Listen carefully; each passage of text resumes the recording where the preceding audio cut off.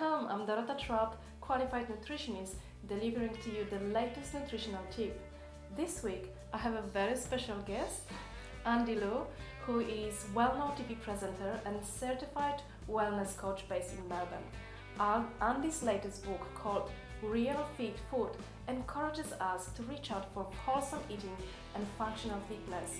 Andi, let me ask you, what has inspired you to bring forth this publication, and what is the philosophy behind Real Fit Food?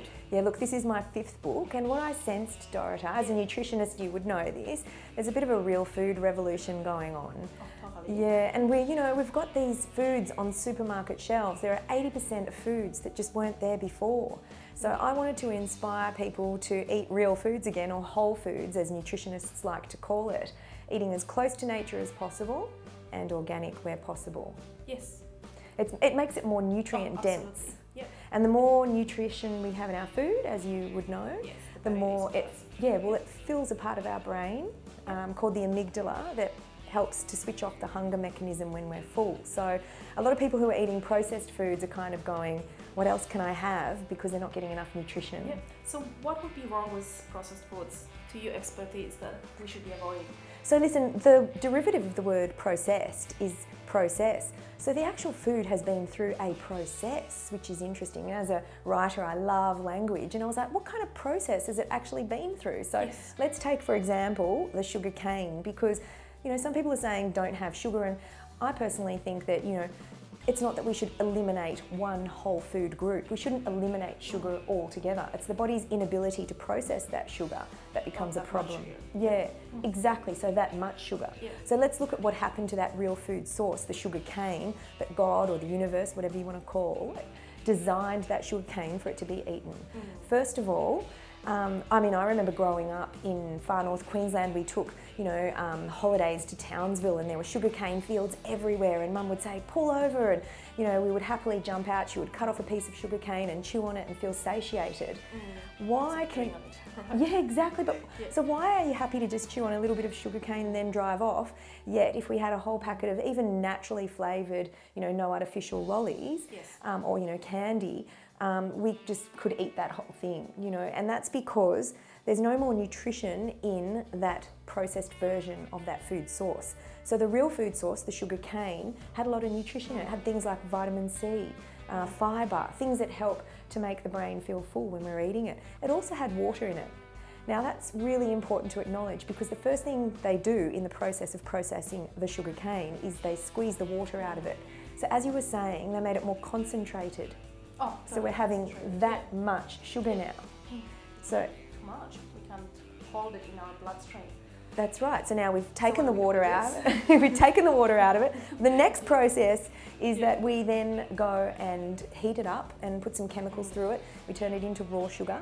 Then we put some more chemicals through it, and it goes through another process, and bleach, of course, it becomes white sugar. Let's take it through another process, and then we're actually creating caster sugar. And hey, let's not stop there, Dorota. We then go and create what's called icing sugar. So now, we started off with the sugar cane, we took it through this process, and now there's icing sugar. Is icing sugar actually real food anymore? No, exactly. And so we've stripped it of that nutrition. So there's a part of the story when we look at what happens to the food, but there's as well another part of the story is how this food affects our bodies.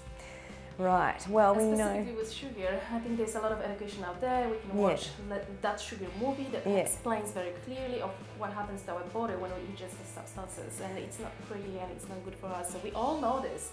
What other processed foods you can kind of introduce to us that you'll be staying away from? Well, first of all, for those people who haven't seen sugar films and things like that, the documentaries, sugar is, research shows, more highly addictive than heroin. All right, so it's very addictive as well. It's also inflammatory to the gut. Yeah, so listen, but then people are like, well, there's the doom and gloom, but what am I meant to do? Well, this is what I write about in my books, and would love you to, read them or come and see me, or yourself if you, have a sugar addiction. But the first thing that we need to understand is that there are natural alternatives, right? So we talk about this in my books, all the different natural alternatives that are even, calorie-free, more plant-based. What would be your favourite at the moment? Probably anything from a coconut, and I really love coconut flower nectar. It's low GI and it's like a honey. beautiful. Yeah. And then the other thing that we need to do is probably, you're a big fan of this as a nutritionist, a gut cleanse. Yeah, Because I totally. think we all actually give into our parasites at some point. We're all human. And what that means is basically when you're trying to eliminate things like sugar, those parasites that are in the gut go, oh, whoa, babe, we know that you are going to try and kill us. Yeah. But even bacterial imbalances that lots of people have those days because of the diet being high in sugar and processed foods, those bad bacteria feed of sugars as well as foods that are high in foods and high in natural sugars. So yeah, getting rid of those foods out of the diet. Because these bacteria or parasites can only thrive in a warm, damp environment. So if you're trying to eliminate the sugar, they freak out and dump toxins and actually make you want to crave that very thing that you're trying to give up. So that's where the gut. Yeah, well, it is. But that's where the gut cleanse comes into it, right? So. Would you be doing gut cleanses every now and then? Yeah, I do it all the time, and it's really important to restore that flora and fauna in the gut because we've all had medication at some point in our life, and that's what actually disturbs the balance. Which is why doctors will say antibiotics. Exactly. Yeah. And after a course of antibiotics, I don't know if you guys have ever realised, but your doctor might say, have some prebiotics, probiotics to restore that gut health. So it's really important to do that, but I'm also a really big fan of, and I know you would be as well, having had your cooking school, the bone broth. Oh, totally. And fermented foods. Yes. Yes. You've got a cooking school. Yeah. What are the foods that you teach about in your property, in your school? Well, look, I'm not a chef like you guys have had a cooking school, and it's a real art. But what I do teach is fit food fast.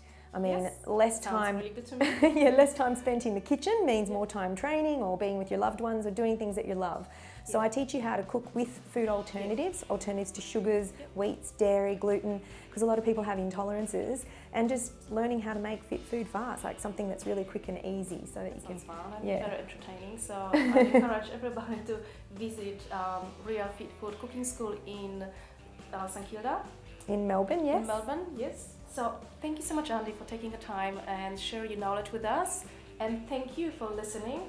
I'm Dorota Trupp, and that was your nutritional tip of the week. For more information about nutrition and wellness, visit my website, dorotatrupp.com, and subscribe to my newsletter. Thanks so much. Bye, guys. See ya.